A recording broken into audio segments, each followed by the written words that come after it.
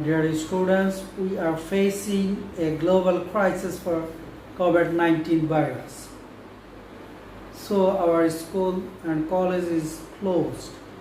And finding no other alternative way, I have come in the virtual media for teaching you. I, F.M. Yusuf, Assistant Professor, Department of Chemistry, Milestone College. Today, I will teach you Electrochemistry, Chapter 4.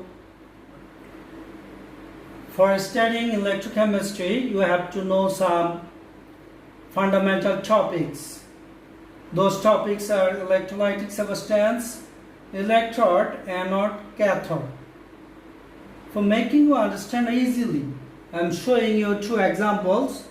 One is an example of electrolytic cell and another is an example of galvanic cell. In this electrolytic cell, impure copper rod is submerged in the copper sulfate solution and pure copper rod is submerged in the copper sulfate solution. Anode is connected with the positive pole of battery and cathode is connected with the negative pole of battery. Here, after passing electricity in the anode, copper releases 2 electrons to form copper 2+ ion in the solution. And at the same time, copper 2+ ion goes to the cathode and accepts electron to form metallic copper. Here, anode is positive and cathode is negative. Anode is positive because anode is connected with the positive pole of battery, and cathode is negative because cathode is connected with the negative pole of battery. Now, if you consider the galvanic cell, in this cell, zinc rod is used as anode and submerged in the aqueous solution of zinc sulfate, and copper is made cathode and copper rod is submerged in the aqueous solution of copper sulfate. Both of the zinc rod and copper rod are connected with one another by a copper wire, and a electric bulb is attached with the copper wire. A salt bridge is submerged in the solutions of both of the half cells. Here, in the anode, zinc releases 2 electrons to form Zn2+ ion. First, the released electrons are deposited at the anode. You know that electrons are negatively charged particles. That is why anode is negatively charged electrode. And the deposited electrons flow to the cathode half cell. And the cathode half cell, the electrons are accepted by copper 2+ ion to form metallic copper on the surface of cathode. Here, the anode is negative and cathode is positive. Anode is negative because of the deposition of negative electrons. And as anode is negative, so cathode is naturally positive.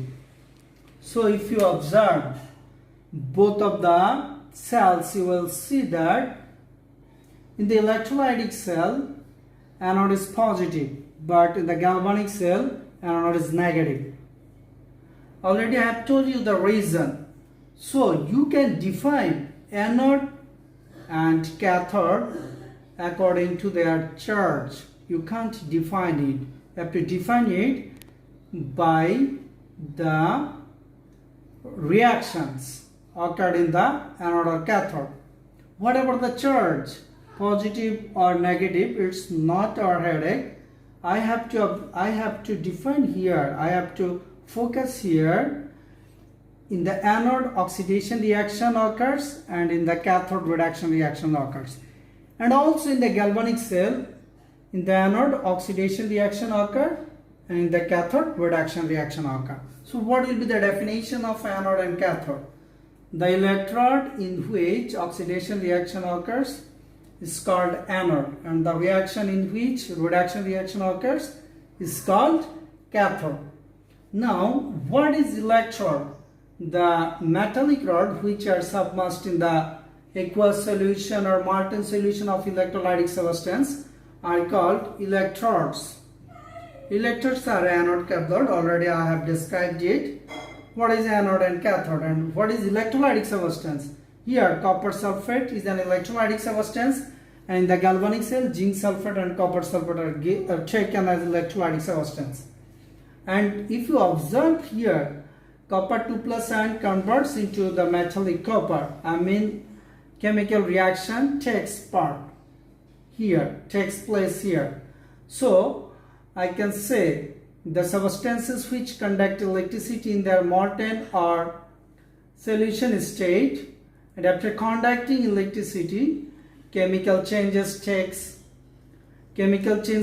place, are known as electrolytic substance. So here copper sulfate, zinc sulfate are electrolytic substance. My dear students, you can also study the difference between electrolytic cell and galvanic cell.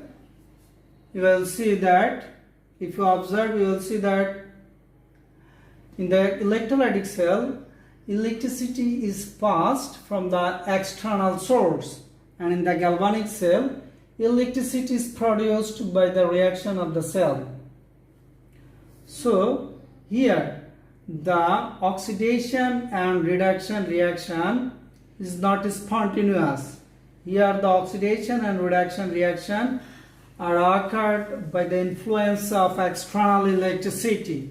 But in the galvanic cell, oxidation and reduction reactions occur spontaneously, and the electricity is produced by the influence of oxidation and reduction reaction. This is the major difference between an electrolytic cell and a galvanic cell.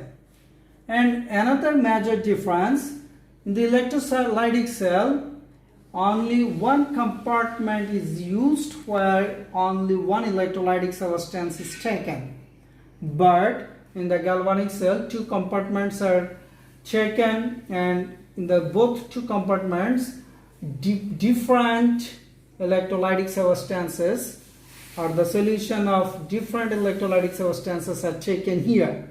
And in the galvanic cell, a solve is connected both of the anode half cell and cathode half cell indirectly.